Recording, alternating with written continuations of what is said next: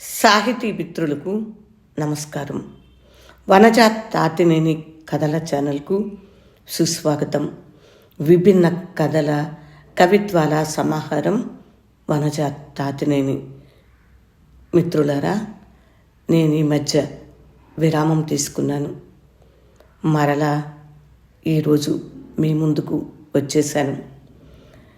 ఈరోజు నేను వినిపించబోతున్న కవిత నేను చాలా సంవత్సరాల క్రితం రాసినది. పరువు హత్యల నేపథ్యంలో నేను ఆ కవిత రాశాను. అది ఆ కాలానికే కాదు, ప్రస్తుత కాలానికి కూడా యాప్ట్గా ఉందని నాకు అనిపించింది. ఆ కవితను వినిపించాలని నా ప్రయత్నం. విని ఎలా ఉందో తెలియచేయండి.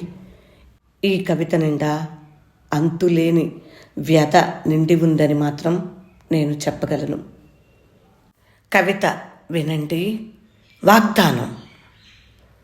నాశనం చేసిన దాన్ని చూసి దుఃఖించటానికి కాదు, ఎలా నాశనం అయ్యిందో పరిశీలించటానికి కాదు. నాశనం చేసిన దాన్ని చూసి దుఃఖించటానికి కాదు, ఎలా నాశనం అయ్యిందో పరిశీలించటానికి కాదు.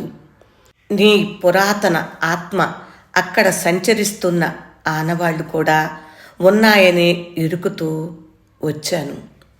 ఈ పరిసరాల్లో, ఈ ప్రకృతిలో, ఆ సూర్యోదయాల్లో, ఆ గాలిలో, ఆ పువ్వుల్లో, తెరవబడక బావురుమంటున్న పుస్తకాలలో, మనసు చిలికిన ఆ కవిత్వంలో, వానకు తడిసి పరిమళాలు వెదజల్లుతున్న మట్టిలో, ఏవో నిశ్శబ్ద వర్ణ చిత్రాల గుసగుసల్లో నువ్వు జీవిస్తున్నావని. సగం తెరిచి ఉంచిన తలుపు, సగం మాత్రమే పంచుకున్న మనసు, అర్థోక్తితో ఆగిపోయిన మాటలు.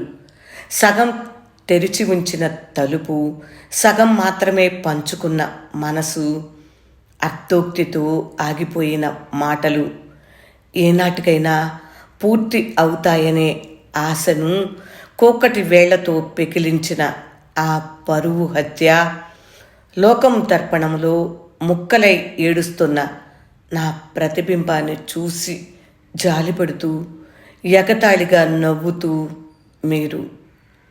లోపల యుద్ధం జరిగినాక వెలుపల యుద్ధం చేయాల్సిన పని లేదు, శాంతి పతాకం ఎగరేయటం మినహా.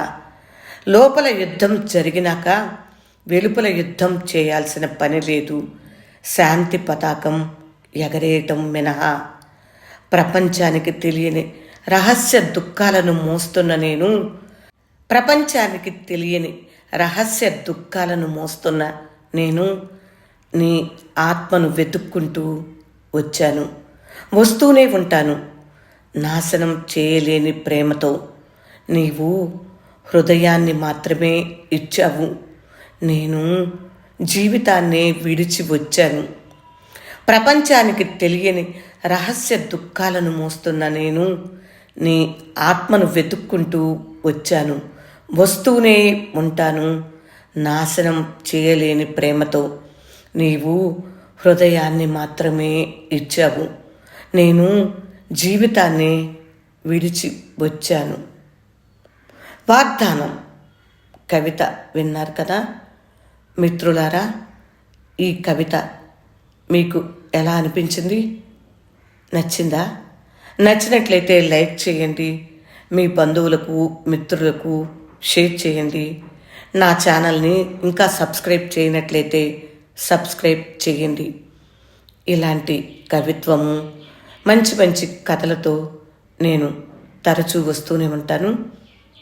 మీ అభిప్రాయాన్ని కామెంట్ బాక్స్లో తెలియచేస్తారు కదూ, ఎదురు చూస్తూ ఉంటాను. విభిన్న కథల సమాహారం వనజ తాతినేని. వింటున్నందుకు హృదయపూర్వక ధన్యవాదములు. నమస్తే.